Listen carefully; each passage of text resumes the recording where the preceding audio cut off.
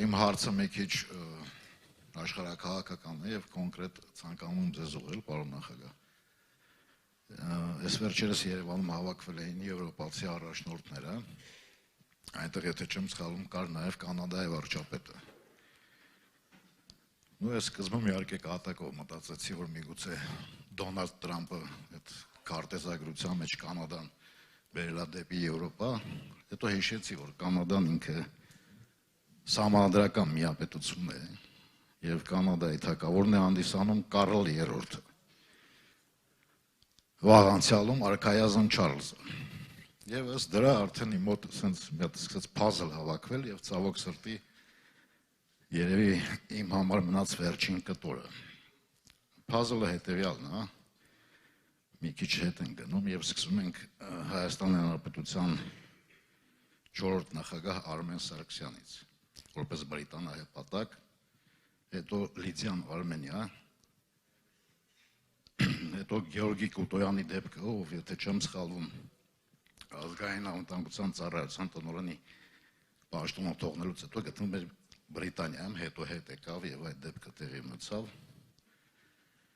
Եվ ցավոք սրտի Արցախի հալոտ տրաստին եմ հիշում, եթե նույնպես ինձ թվում է չեմ սխալվում, ովքեր զբաղվում էին ականազերծման աշխատանքներով, որը նույնպես Բրիտանիայի հետ է կապված։ Եվ վերջին երևի իրադարձությունները Կիր Ստարմեր եւ Կանադայի վարչապետ Մարկ Կարնի, ովքեր նույնպես միացյալ թագավորության ներկայացուցիչներ են։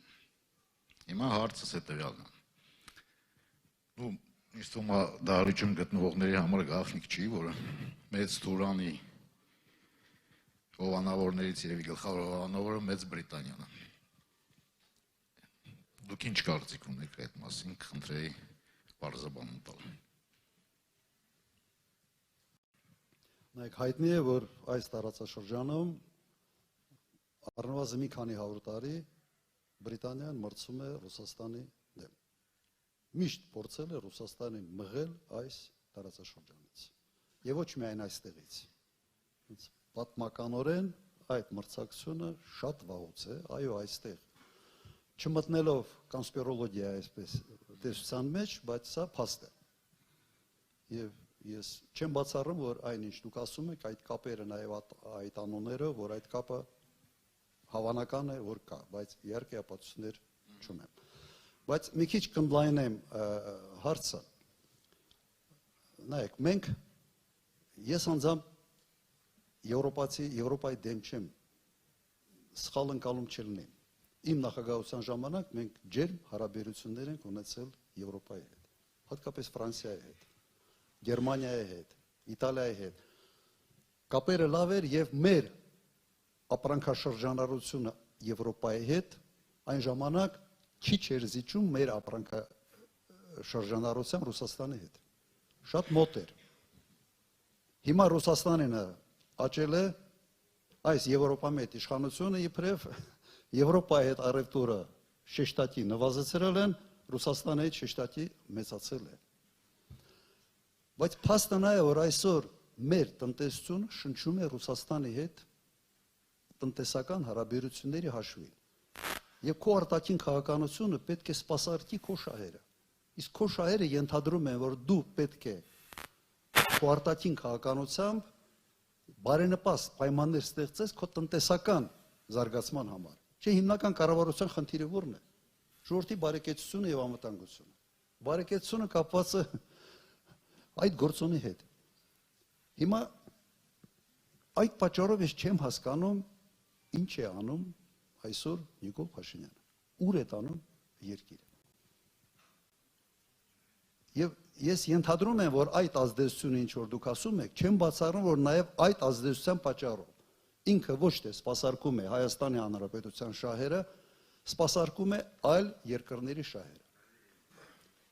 Ինչ եմ ասում ես։ Ասում եմ Եվրոպա շատ լավ։ Եվրոպայում չեն կարողանում փող աշխատել։ Փող աշխատենք Ռուսաստանում, ով բավարար փող է աշխատում Ռուսաստանում, գնա ծախսի Եվրոպայում։ Շատ պարզ լավ մոդել ենք ասում։ Եթե Եվրոպան շատ է սիրում, գնա Եվրոպայում, Դուբայն է սիրում, գնա Դուբայ, բայց քո փող աշխատելու տեղը, տարածքը Այսօր 80% մեր քաղաքացիների համար Ռուսաստանի Դաշնությունն է։ Լավ հարաբերություններ պահի եվրոպացիների հետ, Միացյալ Նահանգների հետ պահի լավ հարաբերություններ, Ռուսաստանի հետ պահի փայլուն հարաբերություններ, որ կարողանաս ավելի շատ փող աշխատել, Հայաստանում լավ ապրել, Հայաստանը շենացնել եւ գնալ քո արձակուրդդ Եվրոպայում այդ փողը ծախսել։ Ինչ վատ բան ենք ասում։ Հիմա ասում են չէ։ Մենք ինչ որ պրինցիպ ունենք, կամ ինչ որ մեր տերը պրինցիպ ունի, մեկը մի տեղից ասում է եւ Ռուսաստանին ցավացնելու համար մեզ դրթում են քայլերի, որոնք Հայաստանի շահերին ուղղակի հարվածում են։ Ձեզանից ամեն մեկի շահերին հարվածում են։ Ես մի բան հարցնեմ ուղղակի, խնդրում եմ ձեր բարձրացնենք։ Մարդիկ ում բարեկամները ապրում են Ռուսաստանում եւ այս կամ այն ձևով օգնում են ձեզ։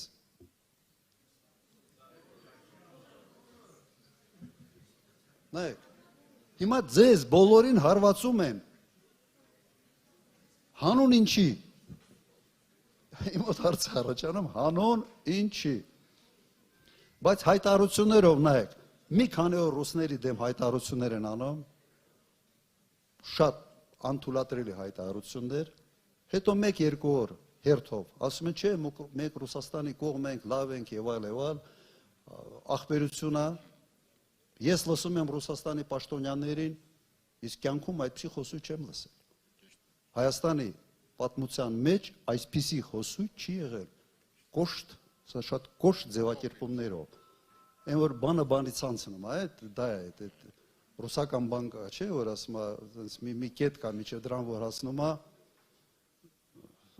ուրիշ ձև է հետո ռուսը շարժում։ Իրենք, գիտեք իրենց ոնց է մտածում, միգուցե սենց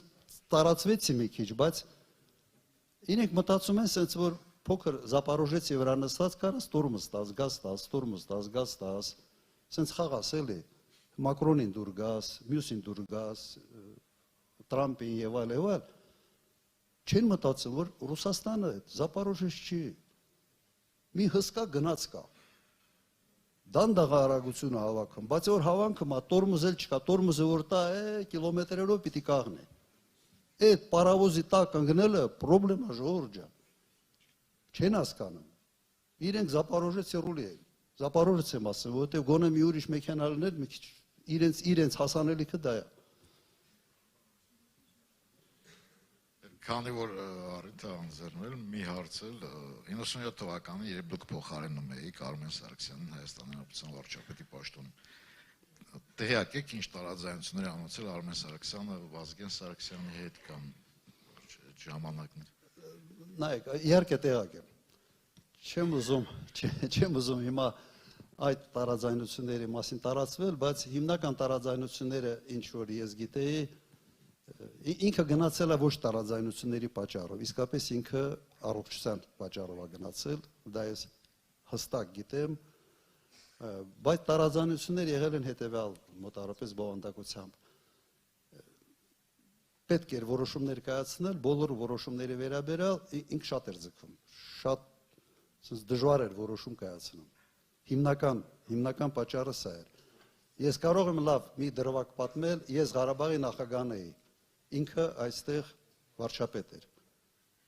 Օրինակ ես տարբեր հարցերով իր հետ երբ կապվում էի, ինչ որ հարցադրում էի անում, ինքը ասում է դե գիտես լավ կլինի նախագահին ասես։ Ինչ ասում ես, ասում լավ կլինի նախագահին ասես։ Այսպիսի ոչը սա էր։ Մինչ իրեն եղել է Բագրատյանը Հրանտ։ Չի եղել մի դեպք, որ Հրանտ Բագրատյանը ինձ ասի նախագահին ասի։ Եթե իր տիրույթում է, վարչապետի տիրույթում է, պայմանավորում ենք, ինքը որոշումներ կայացնում անում ենք։ Այս խնդիրը կար։ Ես հետո իրեն երրորդ անգամ որ ասեց նախագահին ասի Արմեն, նախագահի տեղը ես գիտեմ։ Ես հասկացա, որ քո այդ ոչ իմ բանի շուրջ չպիտի խոսամ, միանգամից նախագահի հետ պիտի խոսամ։ Այսպիսի շատ կոնկրետ խոսակցություն եղել է, ոչ թե չեր ուզում անի եւ այլ, պատասխանատվություն իր վրա չեր վերցնում։